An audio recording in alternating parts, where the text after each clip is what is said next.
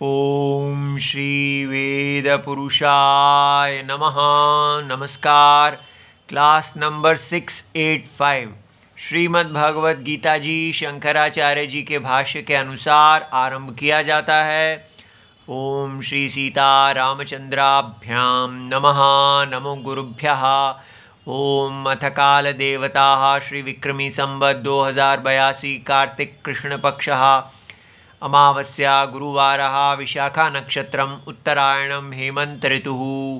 ओम तत्सत्। श्री शंकराचार्याय गुरवे नमः। इच्छा द्वेष समुत्थेन द्वन्द्वमोहेन भारत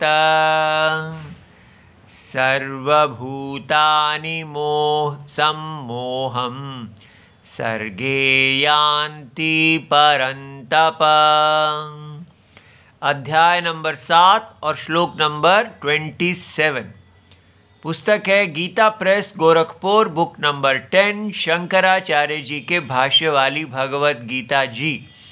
अच्छा जी, तो कल हमने इस श्लोक को थोड़ा सा देखा है और आज इसको और गहराई में पूरी तरह रस इसका निकालना है। ये बहुत ही गहरा श्लोक है जिसको अगर हम चाहें तो बस ऊपर से ढीला ढाला देख के बिल्कुल बर्बाद कर सकते हैं, और अगर इसकी गहराई में जाएंगे तो ये हमें लाइफ में यू टर्न देगा।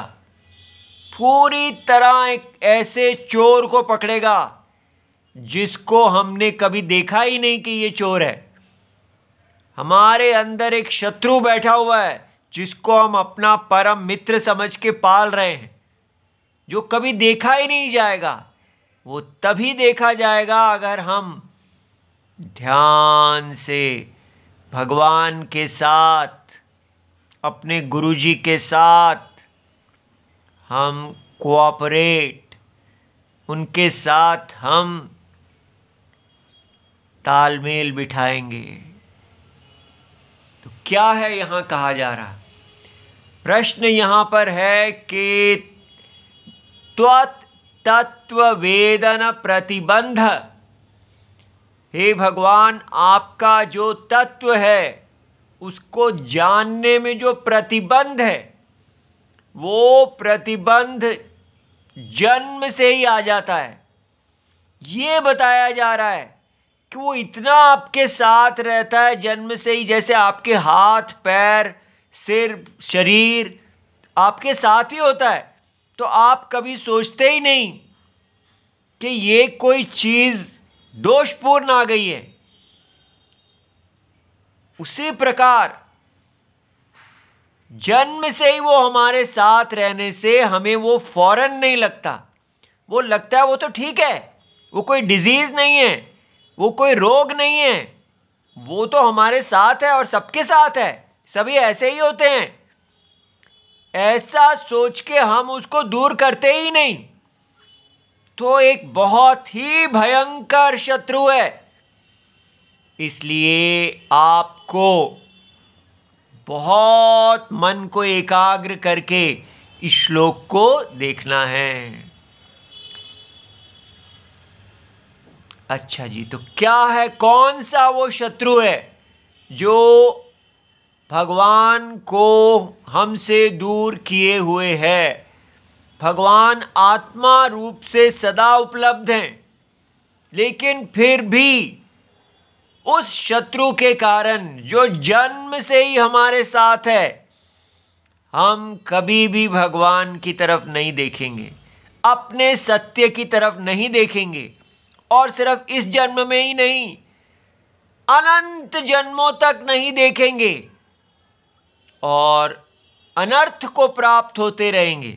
अब देखिए कितना बड़ा है। तो अब वो शत्रु जो है वो क्या है? भगवान कहते हैं प्रतिबंध रूपी शत्रु। इच्छा द्वेष समुत्थेन, वो इच्छा और द्वेष के साथ जन्म लेने वाला है। ठीक है, तो इच्छा द्वेष समुत्थेन इच्छा च द्वेषः च इच्छा द्वेषौ ताभ्याम समुतिष्ठति। तो उनके द्वारा उनसे वो सम्यक उत्तिष्ठति, वो उनके रूप में उनके साथ आ जाता है। तो इसलिए हम उसको इच्छा द्वेष समुत्थः कहते हैं, वो इच्छा द्वेष से निकला है। अब प्रश्न है कि अगर आपने ऐसा कहा है तो बताइए, विशेष अपेक्षायाम, एकदम आपने हमारे अंदर एक जिज्ञासा पैदा कर दी है, वो क्या चीज़ है? तो उत्तर दिया जाता है वो है द्वंद्व मोह। तो इच्छा द्वेष से द्वंद्व मोह उत्पन्न होता है। अब हमारा डायग्राम हम बना लेते हैं। अच्छा जी, आपने कहा इच्छा द्वेष, लाइक डिसलाइक, ठीक है, ये मुझे अच्छा लगता है, ये मुझे अच्छा नहीं लगता। चलो मैं समझता हूं। अब आप कह रहे हैं इसमें से समुत्थः, इससे उत्तिष्ठति, एकदम उठ के खड़ा हो जाता है। क्या खड़ा हो जाता है? द्वंद्व मोह। अब द्वंद्व जो है उसमें भी भगवान कहते हैं कि द्वंद्व मोह को समझना है द्वंद्व निमित्त मोह, माने उससे पैदा हो। तो इसका मतलब ये हुआ कि इच्छा द्वेष, मुझे चाहिए मुझे नहीं चाहिए, इस दो में से निकला द्वंद्व। द्वंद्व माने जोड़ा, पेयर ऑफ ऑपोजिट, ठीक है, विरोध का जोड़ा, जिनमें आपस में विरोध है उसको द्वंद्व कहते हैं। और उस द्वंद्व में से द्वंद्व निमित्त मोह, अब ये जो जोड़ा है जो परस्पर विरोध रखता है, ये एक मोह पैदा कर देगा। मोह को कहते हैं वशीकरण, वश में ले लेगा आपको, आप पूरी तरह इसके कंट्रोल में आ जाएंगे। तो यहां 3 स्टेप्स हैं, इच्छा द्वेष, मुझे चाहिए मुझे नहीं चाहिए, और एक जोड़ा जो आपस में बिल्कुल उल्टा है, और ये जोड़ा पैदा कर देता है वशीकरण की अवस्था। अब इसको हमको समझना है। देखिए, भगवान ने कहा द्वंद्व मोहेन द्वंद्व निमित्त, पहले तो द्वंद्व निमित्त मोहः द्वंद्व मोहः तौ एव इच्छा द्वेषौ। अब यहां वो दोनों ही इच्छा द्वेष, तो इच्छा और द्वेष, इच्छा द्वेष को अच्छी तरह समझना है। जन्म से ही हमारे साथ इच्छा और द्वेष साथ जन्म लेते हैं। तो इच्छा और द्वेष क्या है? जब हम संसार को देखते हैं तो हमारे अंदर इच्छा और द्वेष ये जागृत हो जाते हैं। ये मुझे चाहिए और ये मुझे नहीं चाहिए। अब प्रश्न है कि ये ऐसा कैसे हो जाता है कि एक चीज़ की मैं इच्छा करता हूं और एक चीज़ की इच्छा नहीं करता हूं।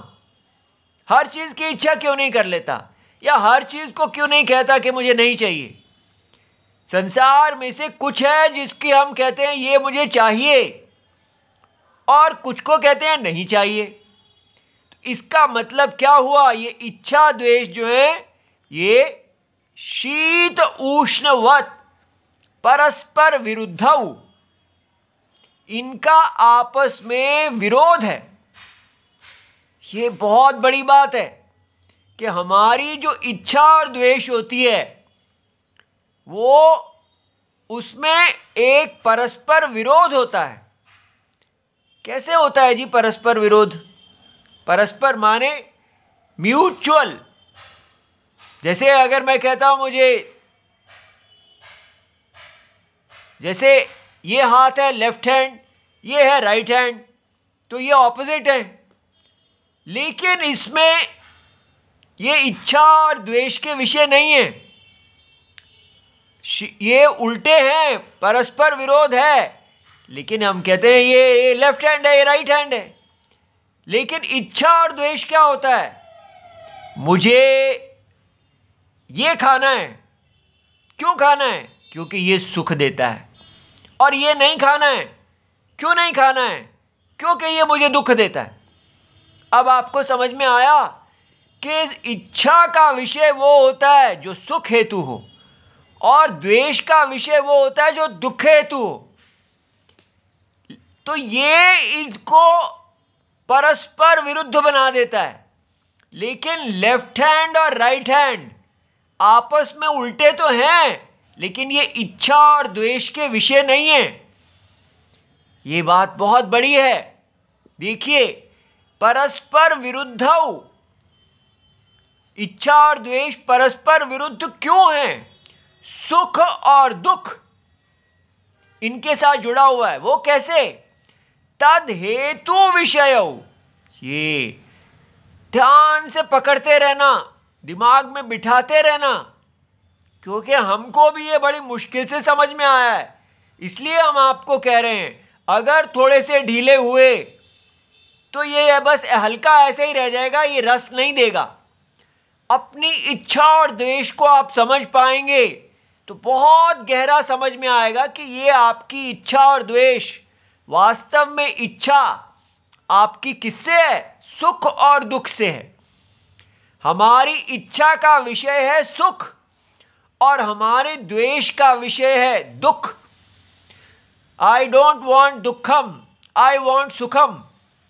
लेकिन हमको सुख और दुख ऐसे नहीं मिल जाता, हमको उनके हेतु विषय जिससे सुख उत्पन्न होता है उसकी इच्छा करनी पड़ती है। जैसे व्यक्ति कहता है मुझे एक पत्नी चाहिए, मुझे पति चाहिए, लेकिन वास्तव में पति और पत्नी नहीं चाहिए, मुझे सुख चाहिए, क्योंकि मुझे लगता है कि मुझे मेरी पत्नी से सुख प्राप्त होगा, मुझे पति से सुख प्राप्त होगा, इसलिए मैं उनको अपने पास ले आता हूँ। वास्तव में मेरी इच्छा सुख से है, तो सुख से इच्छा होने पर सुख के हेतु में इच्छा चली जाती है। ये बात समझ में आ रही है? तो इसलिए, और दुख के हेतु में द्वेष चला जाता है। तो मेरे अंदर सदा ये रहता है कि सुख के हेतुओं को इकट्ठा करो और दुख के हेतुओं को दूर करो। ये बात समझ में आई? ये हमारे अंदर जन्म से होता है। एक बच्चे को माँ जब पालने लगती है, छोटा सा है, वो खिलाने लगती है, एक माँ कह रही थी ओफो मैं तो परेशान हो गई। क्यों? वो कहती है he has his own mind. वो वही खाना चाहता है जो उसको अच्छा लगता है, अभी पैदा हुआ नहीं है, तो वो उसके मन में स्वाद है। ठीक है, तो इसलिए क्या बात है ये, वो सुख और दुख को पहचानता है। जहाँ सुख मिलता है, सुख हेतु है, उसको लेना चाहता है, जो दुख हेतु है उसको छोड़ना चाहता है। और जो माँ चाहती है ये ले ले, वो लेना नहीं चाहता। जो चाहती है माँ ये ना ले, वो लेना चाहता है। तो एक छोटे बच्चे से भी एक माँ परेशान हो रही है कि ये अपने सुख और दुख से चलता है, जो मैं कहती हूँ उससे नहीं चलता है। ये आप समझ रहे हैं? तो सुख की इच्छा और दुख से द्वेष, ये हमारे कितने मौलिक हैं, इसको हमें सिखाना नहीं पड़ता, ये जन्म से ही हमारे अंदर आ जाते हैं। और ये सुख की इच्छा सुख के विषयों की इच्छा में बदल जाती है, दुख से द्वेष दुख के विषयों में से द्वेष में बदल जाता है। ये देखा? अब अगला देखिए, यथा कालम, जब काल आता है, काल तो क्या होता है? सर्वभूतैहि संबध्यमानौ, ये सारे भूतों के साथ बंध के द्वंद्व शब्देन अभिधीयेते।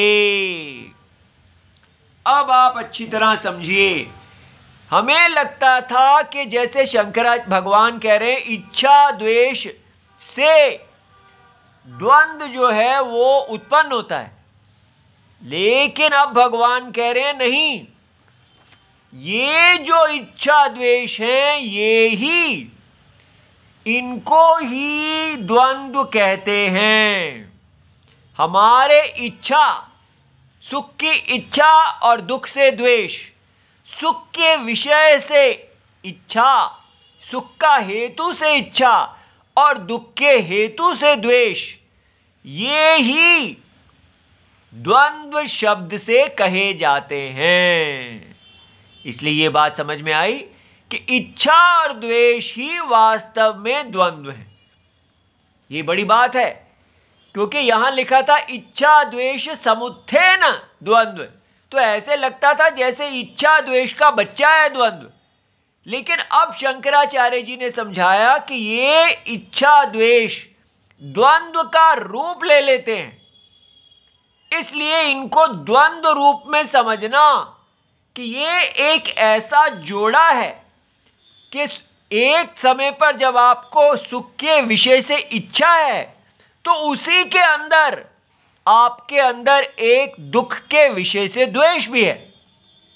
ठीक है, तो इच्छा और द्वेष दोनों इकट्ठे होते हैं। ये नहीं कह सकते मैं इच्छा करता हूं, I love the world but I don't hate the world, ऐसा नहीं होगा। अगर लव है तो हेट भी है। सुख के विषय से इच्छा प्रीति होगी तो दुख के हेतु से द्वेष होगा। इसलिए ये द्वंद्व दोनों का जोड़ा सदा इकट्ठा ही रहेगा।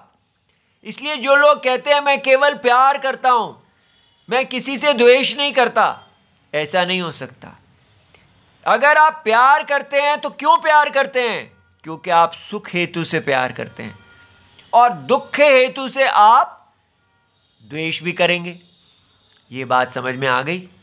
अब इसलिए क्या हुआ, भगवान ने बताया काल में सुख और दुख, हर समय हमारे अंदर सुख और इच्छा और द्वेष नहीं रहते हैं।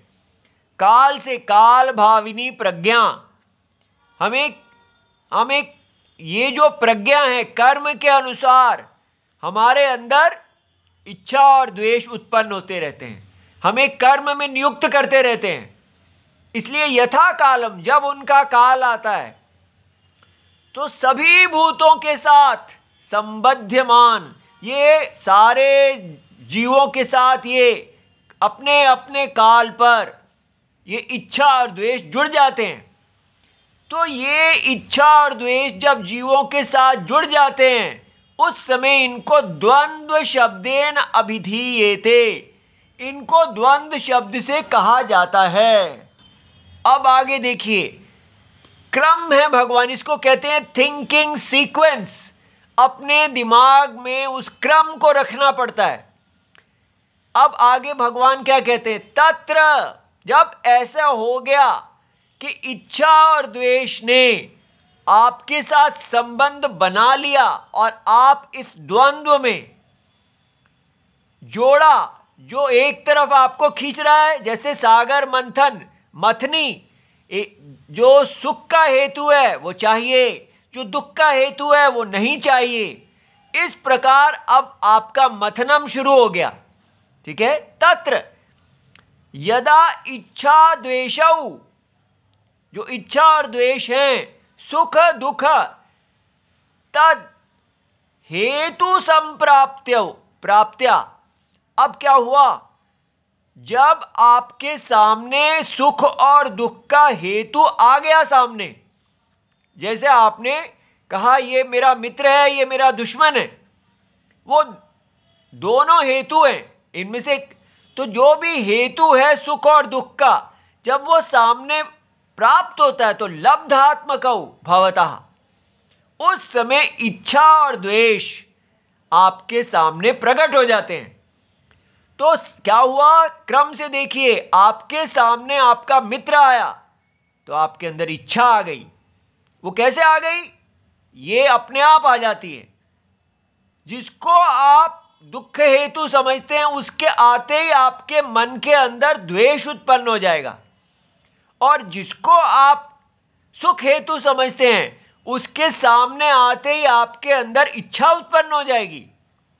तदा तौ, वो दोनों, सर्वभूतानाम, ये किसी एक व्यक्ति का नहीं है, ये हिंदू में होता है, क्रिश्चियन में नहीं होता, मुसलमान में होता है, ऐसा नहीं, चाइनीज में होता है, अमेरिकन में नहीं होता, ऐसा नहीं, सतयुग में नहीं होता था, कलयुग में होता है, ऐसा नहीं, सर्वभूतानाम, गधे में होता है, गाय में नहीं होता, ऐसा नहीं, जितने भी जीव हैं उनका सारा बिहेवियर, उनका सारा व्यवहार इसमें बताया जा रहा है। हम सोचते हैं बड़ी हमें साइकोलॉजी चाहिए, ये चाहिए, वो चाहिए, ये कितनी बड़ी बात है। सर्वभूतानाम प्रज्ञायाः, अब क्या हुआ, सारे लोग जितने भी जीव हैं उनकी प्रज्ञा का स्ववश आपादन द्वारेन, अब क्या हुआ, सारे जीवों की प्रज्ञा वश में आ गई, वो ऑटो पायलट मोड में चले गए।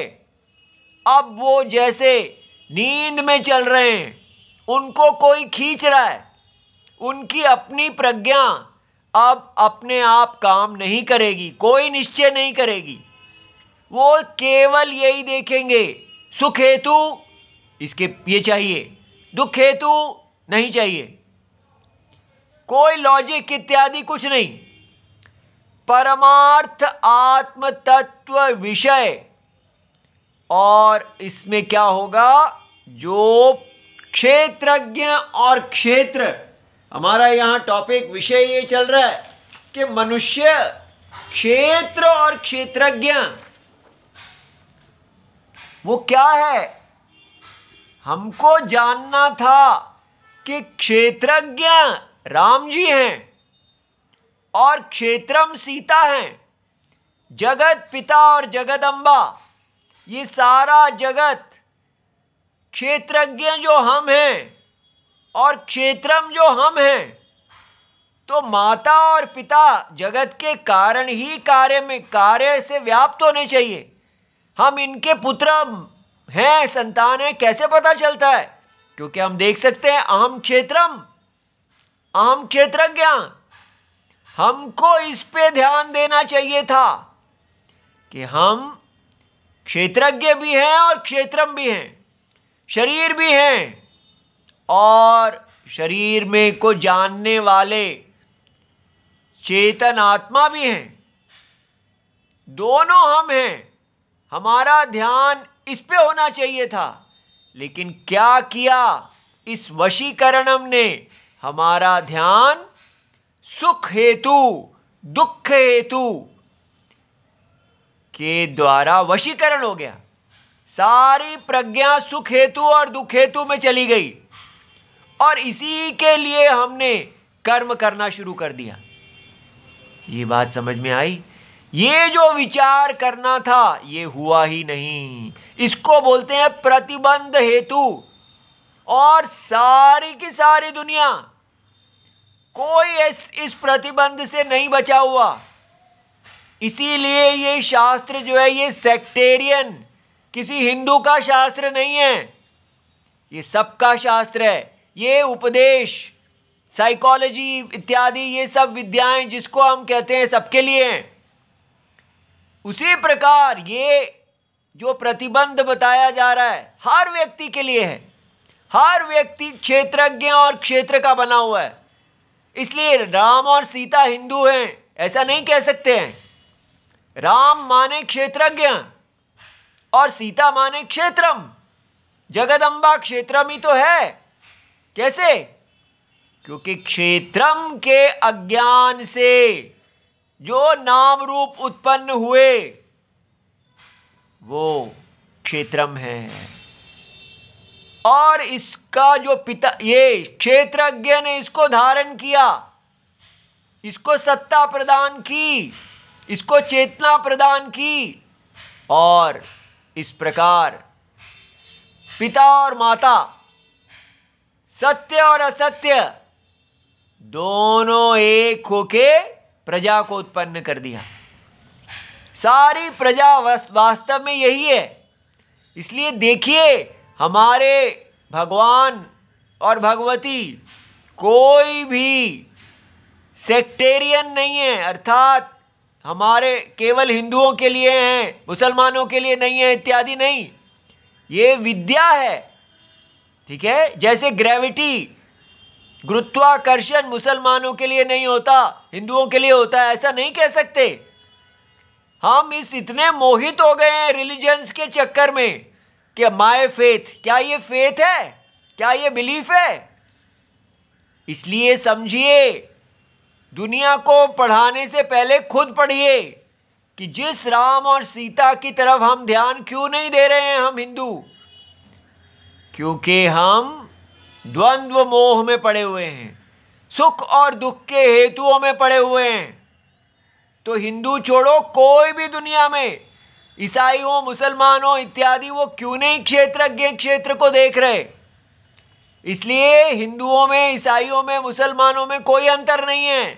सारे के सारे पॉलिटिक्स में लगे हुए हैं, सारे के सारे द्वंद्व मोह में लगे हुए हैं, इच्छा द्वेष में लगे हुए हैं।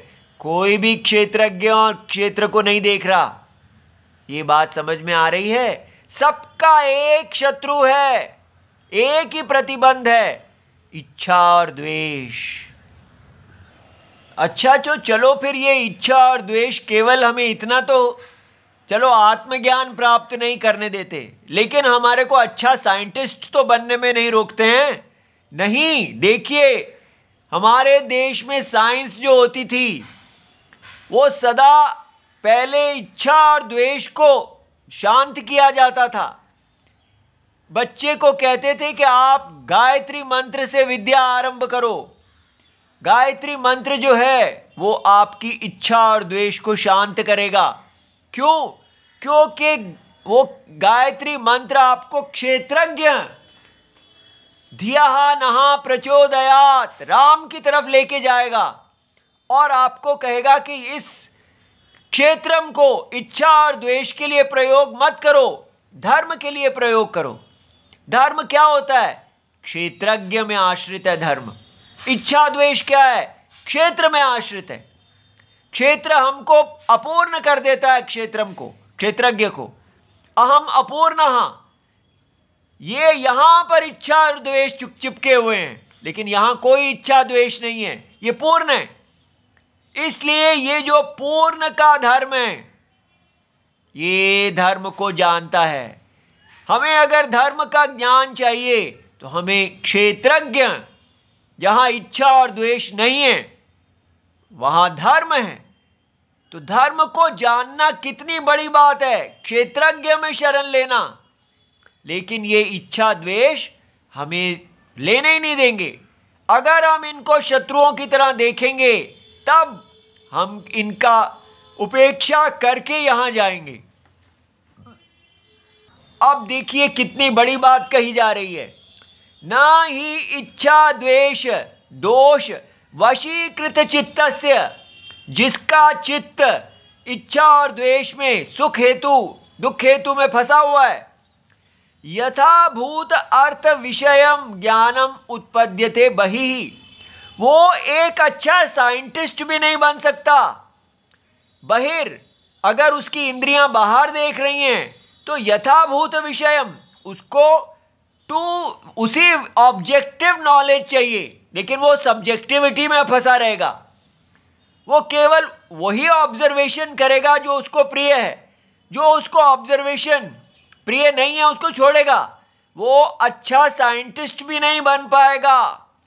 अपि किमु वक्तव्यम, तो क्या कहना, ताभ्याम आविष्ट बुद्धेः सम्मूढ़स्य प्रत्यगात्मनि, अंतरात्मा क्षेत्रज्ञ के बारे में जानने के बारे में क्या कहना। वो तो क्षेत्र को भी ठीक प्रकार से नहीं जान पाएगा। तो ना आप साइंटिस्ट बन पाएंगे और ना ही आप आत्मज्ञानी बन पाएंगे। देखिए, इसीलिए हमारे देश के साइंटिस्ट सच्चे साइंटिस्ट होते थे, क्योंकि उनको इच्छा और द्वेष से मुक्ति कराई जाती थी। आजकल के साइंटिस्ट को कोई इच्छा और द्वेष से मुक्ति कराता ही नहीं। इसलिए वो उनकी सारी ऑब्जर्वेशन प्रेजुडिस्ड रहती हैं। तो बहु प्रतिबंधे ज्ञानम च उत्पद्यते थी। अंतरात्मा प्रत्येक आत्मा जो में जो ज्ञान है उसमें तो बहुत प्रतिबंध हैं, साइंस से भी ज़्यादा। आप अच्छे साइंटिस्ट नहीं बन पा रहे हैं तो आत्मज्ञान में कहाँ जाओगे।